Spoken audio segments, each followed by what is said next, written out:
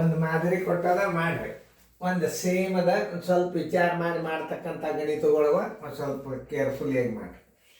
ಯಾಕಂದ್ರೆ ಭಾಳ mental test ಗಣಿತವು ಇವು. ಅಷ್ಟು ತಿಳ್ಕೊಂಡಷ್ಟು ಸರಳ ಅಲ್ಲ, ಭಾಳ ಹುಷಾರ್ಲೆ ಹಾಕಬೇಕಾಗ್ತದೆ. ಗಣಿತ ತಿಳ್ಕೊಂಡಿರೋ ಇಲ್ಲ ಅನ್ನೋದು ಚೆಕ್ ಆಗ್ತದೆ. ಕರೆಕ್ಟಾಗಿ ನೀವು ಹಚ್ಚಿ ಬಿಡ್ರಿ, ಬಂದ್ಬಿಡ್ತಾವ. ವಿಡಿಯೋ ಆನ್ ಮಾಡ್ರಿ, ನೋಡಿ. 8 ಕ್ವಿಂಟಲ್, ಇದು ಕ್ವಿಂಟಲ್,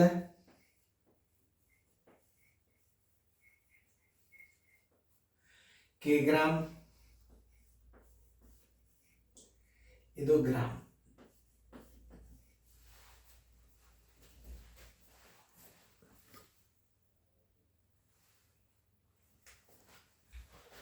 ಆಯ್ತು, 8 ಕ್ವಿಂಟಲ್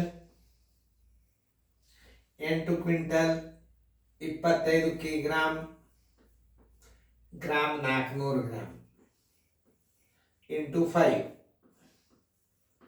ಇದ್ರದ ಮಾನಿಲ್ಲೇ ಇದರ ಇನ್ನೊಂದು ಸ್ವಲ್ಪ ಇತ್ತು ಹಚ್ತಾನು,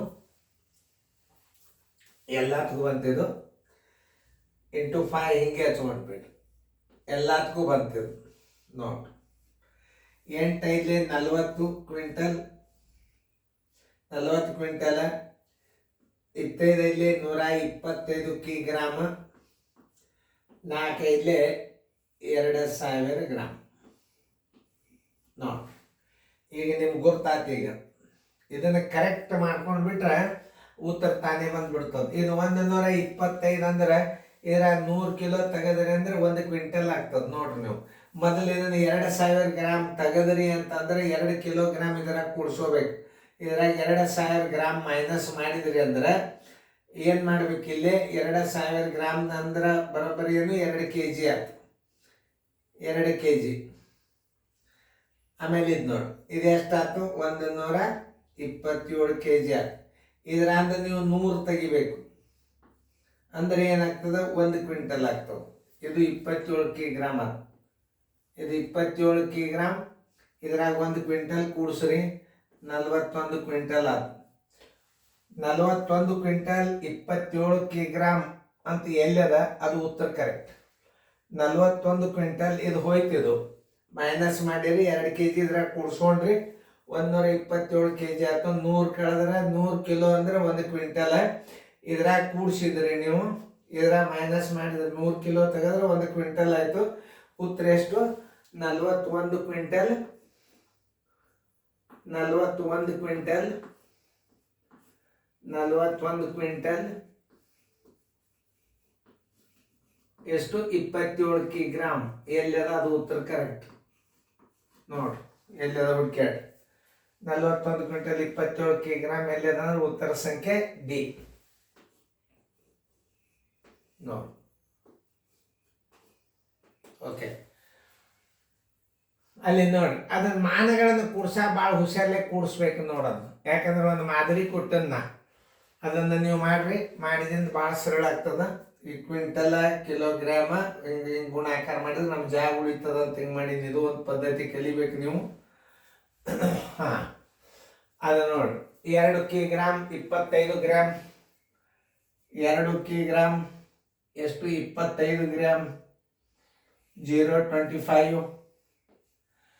1 ಕ್ವಿಂಟಲ್ 5 ಗ್ರಾಮ್.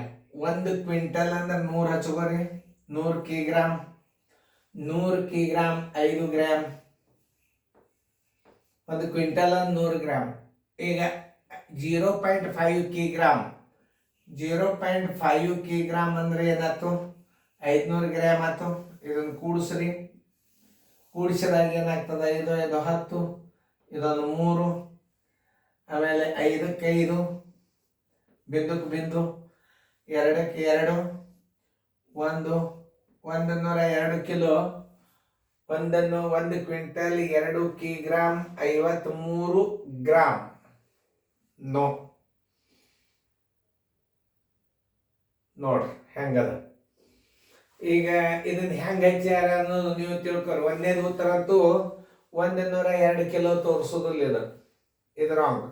102 ಕಿಲೋ ತೋರಿಸ್ತದ. ಮುಂದಿದ್ದು ಏನು ತೋರಿಸ್ತದ, 530 ಗ್ರಾಮ್ ತೋರಿಸ್ತದೆ. 102 ಕಿಲೋ 530 ಗ್ರಾಮ್ ತೋರಿಸ್ತದೆ. ಆಮೇಲೆ ಇಲ್ಲಿ 1 ಕ್ವಿಂಟಲ್, ಇದು ತಪ್ಪು.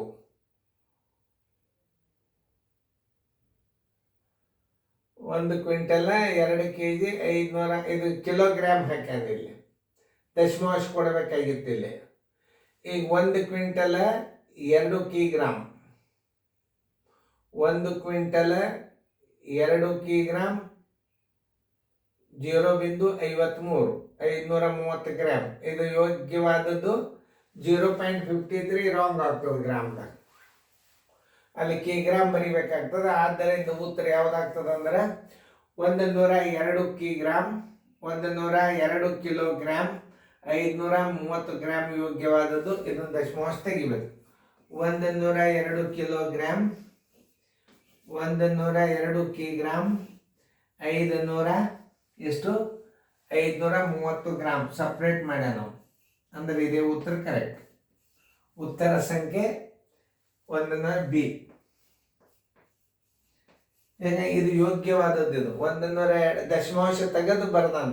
ಇದರಲ್ಲಿ ಇಲ್ಲಿ ಬರ್ದಾನ 102 ಕಿಗ್ರಾಮ್ ಕಿಲೋ, 102 ಕಿಲೋ ಅಥವಾ 102 ಕಿಗ್ರಾಮ್ ಎರಡು ಒಂದೇ. 102 ಕಿಗ್ರಾಮ್ 530 ಗ್ರಾಮ್.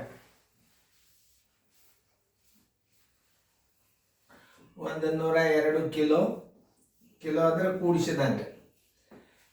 ಇದನ್ನ ಬಿಡಬೇಕಾದ 530 ಗ್ರಾಮ್ ಯೋಗ್ಯವಾದದ್ದು ಉತ್ತರ. ಉತ್ತರ ಸಹಿತ ಇಲ್ಲೇ ಸೆಲೆಕ್ಷನ್ ಮಾಡ್ಕೊಳ್ಳಿಕ್ಕೆ ನಿಮಗೆ ವಿಚಾರ ಮಾಡ್ಬೇಕಾಗ್ತದೆ. ಈಗ ನೋಡ್ರಿ 102 ಕಿಲೋ ಇದು 530 ಗ್ರಾಮ್. ಇದನ್ನ ಕಿಗ್ರಾಮ್ ಅಂತ ಡೈರೆಕ್ಟ್ ಬರಿಬಹುದು. 102.530 ಏನ್ ಬರಿಬೇಕಿದು 102.530 ಕಿಗ್ರಾಮ್ ಅಂತ ಬರೆದು ಬಿಟ್ಟಿದ್ರೆ ಮುಗಿದು ಹೋಗ್ತಿತ್ತು. ಬರೋದಿಲ್ಲ, ಯಾಕಂದ್ರೆ ಅವ್ರು ಅದನ್ನು ಬರದೇ ಇಲ್ಲ. ಅಲ್ಲಿ 102.530 ಬರದಾರ, 102.530 ಬರದಾರ, ಕಿಗ್ರಾಮ್ ಬರದಾರ. ಅಲ್ಲಿ ಕಿಗ್ರಾಮ್ ಬರಿಬೇಕಾಗಿತ್ತು, ಇಲ್ಲಿ ದಶಮಾಂಶ ಕೊಡಬೇಕಾಗ್ತಿತ್ತು. ಅದಕ್ಕೆ ಅದು ಶುದ್ಧವಾದದ್ದಲ್ಲ. 102 ಕಿಲೋ ಇದು ಕರೆಕ್ಟಾ. 530 ಗ್ರಾಮ್ ಸಪ್ರೇಟ್ ಮಾಡ್ಯಾರ. 102 ಕಿಲೋ ಬೇರೆನೆ, 530 ಗ್ರಾಮ್ ಬೇರೆನೆ ಮಾಡ್ಯಾರ. ಉತ್ತರ ಸಂಖ್ಯೆ ಬಿ ಕರೆಕ್ಟ್ ಹಾಕೋರಿ. ಅಂದ್ರೆ ಕಿಗ್ರಾಮ್ ಇದು ಇಲ್ಲ, ಎಲ್ಲೂ ಇಲ್ಲ. 0.530 ಇಲ್ಲೇ ಇಲ್ಲ. ದಶಮಾಂಶ ಹಾಕಿದ್ರೆ ಇದಾಗ್ತಿತ್ತು, ಆದರೆ ಇಲ್ಲಿ ಕಿಗ್ರಾಮ್ ಬರ್ಬೇಕಾಗ್ತದೆ. ಮತ್ತೆಲ್ಲೂ ಇಲ್ಲ. ಇದನ್ನು ಸಪ್ರೇಟ್ ಮಾಡ್ಯಾನ. ಕ್ವಿಂಟಲ್ ಕಿಲೋಗ್ರಾಮ್ ಸಪ್ರೇಟ್ ಯೋಗ್ಯವಾದದ್ದಲ್ಲ. ಓಕೆ, ನೋಡ್ಕೊ ಉತ್ತರ ಹೆಂಗದ ನೋಡು.